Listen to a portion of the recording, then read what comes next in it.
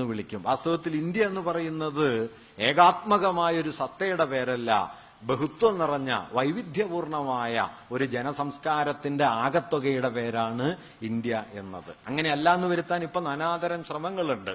ഇതൊരൊറ്റ കല്ലി കൊത്തിയെടുത്ത സാധനമാണെന്നും ഇതിലൊരു വൈരുദ്ധ്യമില്ല എന്നും, വൈരുദ്ധ്യം ഉണ്ടെന്ന് പറഞ്ഞാൽ നിങ്ങൾ ദേശദ്രോഹിയാണ് എന്നുമൊക്കെ വാദിക്കാനുള്ള വലിയ ശ്രമങ്ങൾ നടക്കുന്ന കാലത്ത് വാസ്തവത്തിൽ ഇത് കൂടുതൽ ഓർക്കേണ്ടതുണ്ട്. കാരണം ഈ ദേശീയത എന്ന് പറയുന്നത് വാസ്തവത്തിൽ വളരെ അപകടം പിടിച്ചിട്ടുള്ള ഒരു കാര്യമാണ്. എപ്പോഴാണ് ഇത് ഫാസിസം ആവുക എന്ന് പറഞ്ഞുവിടാ. അതുകൊണ്ട് ലോകത്ത് ഫാസിസത്തെ കുറിച്ച് നടന്ന ചർച്ചകളിൽ എല്ലാവരും പറയുന്ന ഒരു കാര്യമുണ്ട്, അതിതീവ്രമായ ദേശീയ ബോധം എപ്പോ വരുന്നുണ്ടോ അപ്പൊ നിങ്ങൾ ഫാസിസത്തെ കരുതിക്കൊള്ളണം എന്നാണ്. അതുകൊണ്ടാണ് നമ്മുടെ വലിയ ദേശീയ നേതാക്കളിൽ ചിലരൊക്കെ ദേശീയത എന്ന ആശയത്തിന്റെ നല്ല വിമർശകരായിട്ടും നിലകൊണ്ടത്. ഇതൊക്കെ ഇപ്പൊ കൂടുതൽ ഓർക്കണം. ടാഗോർ നമ്മുടെ ദേശീയ ഗാനത്തിന്റെ രചയിതാവാണ്, പക്ഷെ ടാഗോർ ദേശീയതക്കെതിരായിരുന്നു. അദ്ദേഹത്തിന്റെ ഒരു വാക്യം ഇങ്ങനെയാണ്: patriotism is not my spiritual shelter, my refuge is humanity. രാജ്യസ്നേഹം എന്റെ ആത്മീയ അഭയമല്ല, എന്റെ അഭയം മനുഷ്യവംശം. ഐ വിൽ നോട്ട്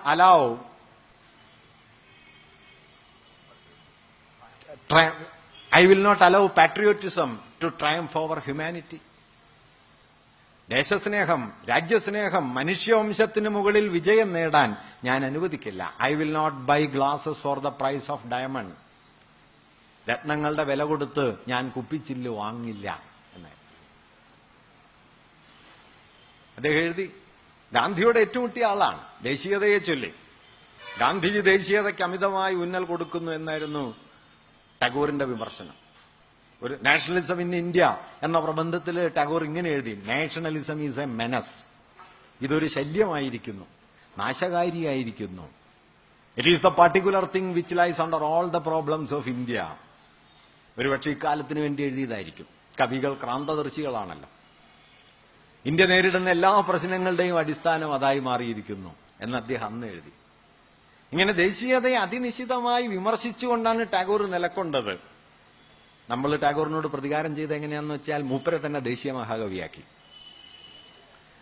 ഒരു രാജ്യത്തിന്റെ അല്ല കേട്ടോ, 2 രാജ്യങ്ങളുടെ ദേശീയഗാനം ടാഗോറിന്റെ വകയാ, നമ്മുടെയും ബംഗ്ലാദേശിന്റെയും. ഞാൻ പറഞ്ഞു വന്നെന്താന്ന് വെച്ച് കഴിഞ്ഞാൽ ഈ ദേശീയ സ്വരൂപം ഇത് വളരെ പ്രധാനപ്പെട്ട കാര്യമാണ്. കാരണം ദേശീയത എന്നത് എങ്ങനെയുള്ളതായിരിക്കണം എന്നത് നമ്മുടെ സന്ദർഭത്തിലൊക്കെ വളരെ പ്രധാനപ്പെട്ട ഒരു സുപ്രധാനമായ ചോദ്യമാണ്. നിങ്ങൾ ഇപ്പൊ കേസരി ബാലകൃഷ്ണപിള്ള കേരളത്തിൽ ജീവിച്ചിരുന്ന ഒരാളാണ്. അദ്ദേഹം ദേശീയതയെ അതിനിശിതമായി എതിർത്ത ഒരാളായിരുന്നു.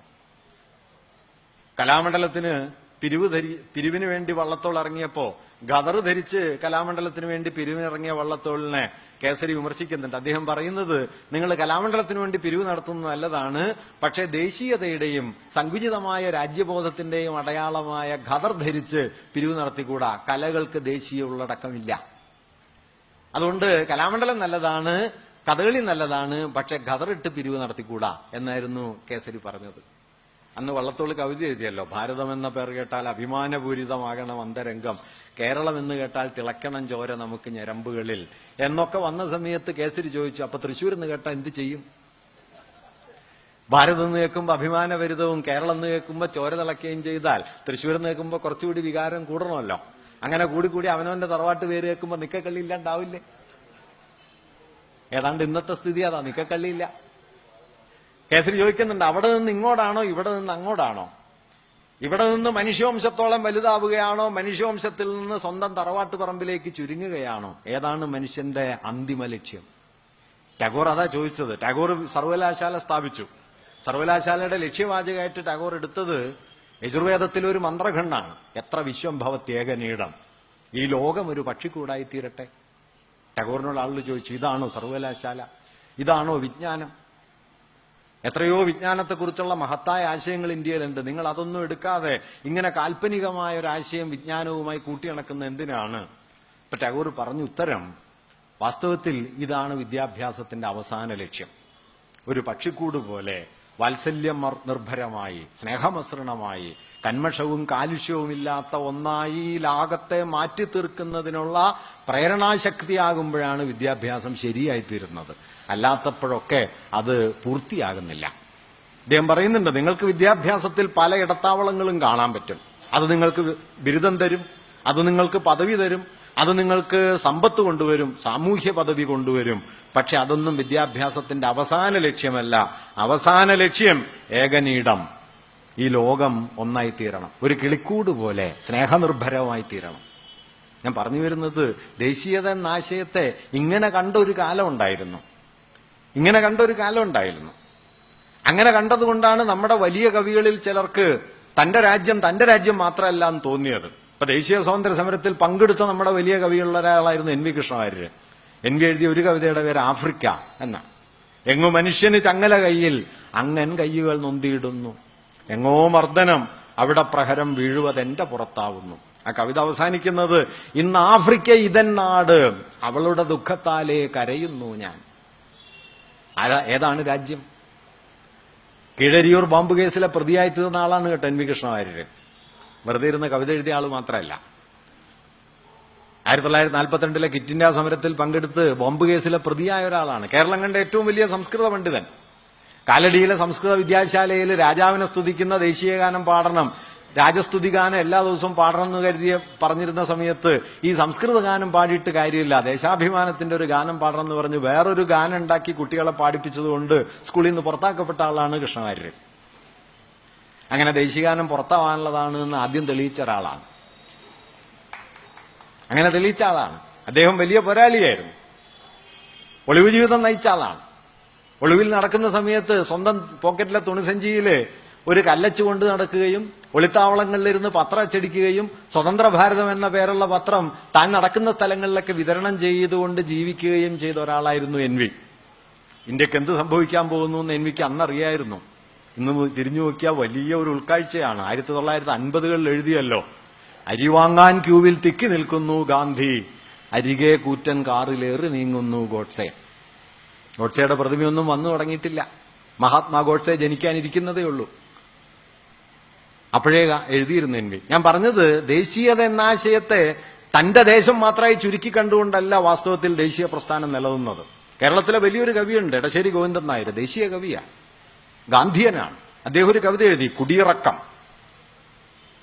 ആ കവിതയിൽ അദ്ദേഹം പറയും, കുടിയിറക്കപ്പെടും കൂട്ടരെ പറയുവിൻ ഏത് ദേശക്കാർ നിങ്ങൾ, പ്രസവിച്ചത് ഇന്ത്യയായി, പ്രസവിച്ചത് ഇംഗ്ലണ്ടായി, പ്രസവിച്ചത് ആഫ്രിക്കൻ വൻകരയായി.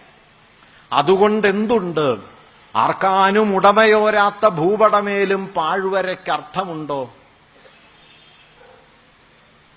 ഭൂപടത്തിലൊരു വരയല്ല കേട്ടോ ദേശീയത. അതുകൊണ്ടെന്തുണ്ട് ആർക്കാനും ഉടമയോരാത്ത ഭൂപടമേലും പാഴ്വരയ്ക്ക് അർത്ഥമുണ്ടോ? എവിടവിടങ്ങളിൽ ചട്ടികലങ്ങൾ എടുത്തെറിയപ്പെടുന്നുണ്ട് ഈ പാരിടത്തിൽ, അവിടവിടങ്ങളെ കൂട്ടിവരയ്ക്കണം പുതിയൊരു രാഷ്ട്രത്തിന് അതിർവരകൾ. ഇതായിരുന്നു എടശ്ശേരി. ഇതായിരുന്നു ദേശീയതയുടെ യഥാർത്ഥ പാരമ്പര്യം.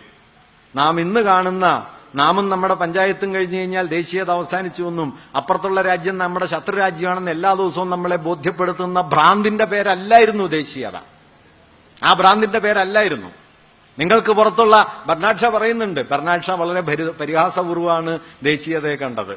ഒരുപക്ഷെ ദേശീയതയ്ക്ക് ഏറ്റവും പരിഹാസപൂർണമായ നിർവചനം കൊടുത്തതും ബർണാഡ് ഷായാണ്. ബർണാഡ് ഷാ പറയുന്നത്, നിങ്ങളൊരു പ്രത്യേക രാജ്യത്ത് ജനിച്ചു എന്നുള്ളത് കൊണ്ട് മറ്റെല്ലാ രാജ്യക്കാരും നിങ്ങളെക്കാൾ മോശക്കാരാണെന്ന് നിങ്ങൾ കരുതുന്ന, നിങ്ങൾ കൊണ്ടു നടക്കുന്ന വിവരക്കേടിന്റെ പേരാണ് ദേശീയത എന്നാണ്.